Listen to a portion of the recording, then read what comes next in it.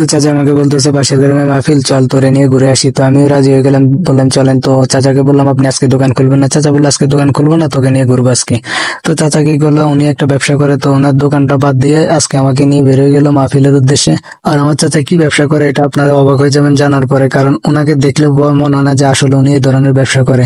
উনি মূলত ওনার দোকানে পাওয়া যায় হান্ডি বিফ, তারপর হান্ডি হাঁস আর বারবিকিউ, আপনার কেকড়া, সামুদ্রিক যত মাছ আছে সামুদ্রিক সব মাছ আপনারা পাবেন আমার কাকার দোকানে। আপনারা অবশ্যই যাই ঘুরে আসবেন ওনার দোকান থেকে।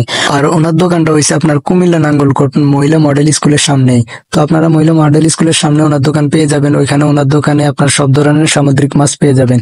তো আমরা অবশ্যই কিন্তু মাহফিল যেখানে ওইখানে চলে আসছি, আর এখানে আসার পর দেখলাম যে অনেক ভিড়।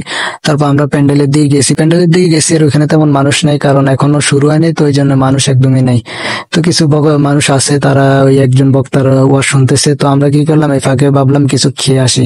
তো এখানে সামনে দোকানপাট আছে আর আমরা ওখানে চলে যাচ্ছি যে কিছু খাওয়ার জন্য।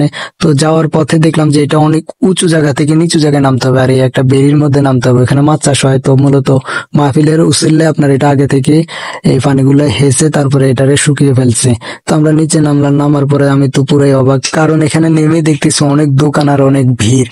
তো এটা বেরির কারণে এখানে এখনো কাদো কাদো, আমার হুইল চেয়ারটা চলতেছে না। পরে কাকারে নিয়ে গেলাম একটা মিষ্টির দোকানে, কইলাম মিষ্টি খাই, কারণ ছোটকালে মিষ্টিগুলো অনেক খাইতাম। তো একটু মজা করে মিষ্টিগুলো খাচ্ছিলাম। তো যাই হোক মিষ্টিটা ভালো লাগলো। পরে বিলটা দিয়ে দিলাম, দিয়ে তারপর আমি কাকারে বললাম সামনের দিকে যাই দেখি আর কি কি পাওয়া যায় খাওয়ার মতন। তো এখন যত ভিতরে যাচ্ছি খালি দোকান আর দোকান দেখতেছি, কত রকমের কি, যে মনে হচ্ছে যেখানে একটা মেলা বসছে।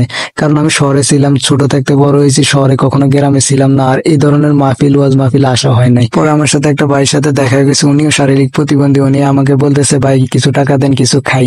পরে যাই হোক আমার সামর্থ্য যতদূর ছিলাম ওইটা দিয়ে দিছি। পরে আমরা সামনের দিকে আগাইতেছি, আর রাস্তা দিয়ে কোনো চলা যাচ্ছে না, কারণ এত কাদো, আমার চাকাগুলো ডেবে যাচ্ছে। আমার চাচা কিছুক্ষণ পর পরে বলতেছে আমার ঘাম ছুটে গেছে, আমার হাত ব্যথা হয়ে গেছে। আমি পরে বললাম তাহলে চলেন একটা দোকানের সামনে দাঁড়াই। পরে উনি বললো কোন দোকান? আমি বললাম তাহলে চলেন হালিম খাই। পরে উনি হালিম দোকানের সামনে আমাকে নিয়ে আসছে।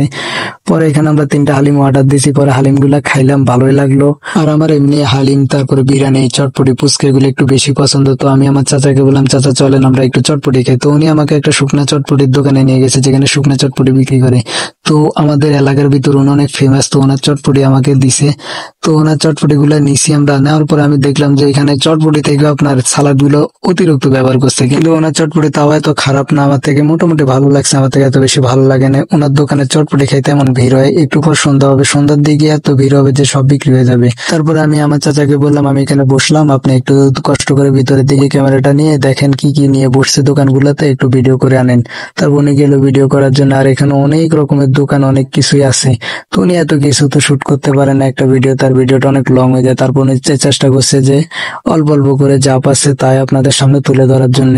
তারপর উনি অনেক দোকান ঘুরছে, ঘুরার পরে আমার কাছে আস্তে আস্তে চলে আসছে, যে ভাবলো চাচার কাছে যাই, চাচার কি খাবে কিনা এটা জিজ্ঞেস করার জন্য। পরে উনি আসতে আমাকে জিজ্ঞেস করছে আর কি খাবেন। পরে আমি বললাম যে ফুচকা খাবো। উনি ফুচকার দোকানে নিয়ে আসলো অবশেষে। ফুচকা দোকানে আসার পর আমি বলতেছি চাচা আপনি ফুচকা খান? উনি বলতেছেন আমি ফুচকা খাবো না, কারণ আমার থেকে ফুচকা খাইতে ভালো লাগে না। পরে যাই হোক আমার থেকে যেন ভালো লাগে, আমি ওই ভাইকে বলছি যে 1 প্লেট ফুচকা দেন। তারপর ওই ভাই আমাদের জন্য ফুচকা খুব দ্রুত বানিয়ে দিয়েছে। আর ফুচকা গুলো দেখার পরে তো আমার জিভে পানি চলে আসছে, কারণ অনেকদিন পর ফুচকা খাইতেছি। তারপর আমি একটা ফুচকা আমার মুখে দিছি, দেওয়ার পর আমার থেকে এতটা ভালো লাগে না, কারণ ফুচকা আসলে আরো মজা হয়, কিন্তু ওনার দোকানের ফুচকা গুলো আসলে আমার থেকে ভালো লাগে না, যেটা সত্য।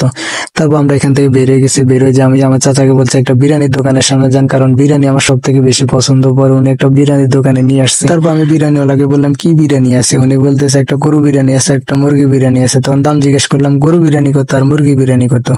উনি বলতেছে গরু বিরিয়ানি 120 টাকা আর মুরগি বিরিয়ানি 60 টাকা। তখন আমি বললাম একটা বিরিয়ানি পার্সেল করে দেন। আর পার্সেল করে নেওয়ার কারণ এটাই যে মা বাসায় আছে, তো আমার যাইতে অনেক লেট হয়ে যাবে। তো বাগিনা ছিল সাথে, আমি বাগিনার কাছে দিয়ে দিছি, দিয়ে দিয়ে বলছি যে তোর নানির জন্য নিয়ে যা। তারপর মাহফিলে আসি বসলাম, বসার পরে তেমন একটা মানুষ দেখিনি মাহফিলে।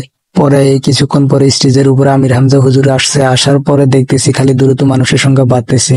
পরে পিছনের দিকে তাকালাম, তাকিয়ে দেখি তো পিছনে একবার ভর্তি গেছে মানুষ দিয়ে। যাই হোক আমাদের ভিডিও এই পর্যন্ত ছিল। যদি ভিডিওটি ভালো লেগে থাকে তাহলে অবশ্যই আমার পেজটা ফলো করবেন আর ইউটিউব চ্যানেলটা সাবস্ক্রাইব করবেন।